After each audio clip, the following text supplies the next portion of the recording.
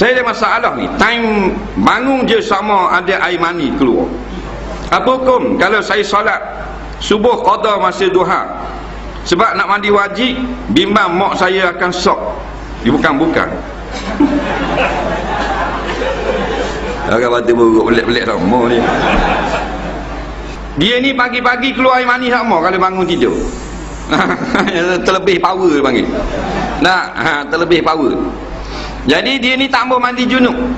Sebab kalau mandi junub mak dia tahu. Sebab apa mandi luar? Mandi dalam bilik kan? Ke mandi dengan mak?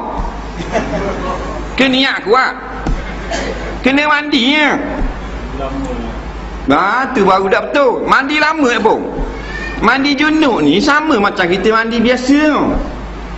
Saya tadi mandi nak mari sini. Mandi dah mandi junub tak? Dah. Berapa minit mandi? 8 minit. Dah mandi junub 8 minit kau. Nah, kita buka paip konyol niat 5 minit je. Bukan masuk bah tubuh Allah. Nah, 40 minit baru sudah. Ingat. Dah berapa puluh depa tubuh manusia. Nah, betul 5 minit saja. 10 minit je macam biasa kat mandi. Jadi dia ni jenis was-was, mandi lama, gonyol situ, gonyol sini, petik situ. Barulah ada beza, tak ada beza.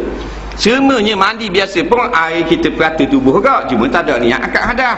Mandi junub ada niat akad hadas, sama saja. Tak ada beza. Jadi jangan mudah mandi, lepas tu nak qada masa duha, haram, berdosa besar. Mandi, nampak? Tak ada sok apa-apa Kata mak dia dah kata mandi lama sok mak apa? Sepu mak. Dah dulu sepu kat dia ni ada conditioner. Nampak sikit.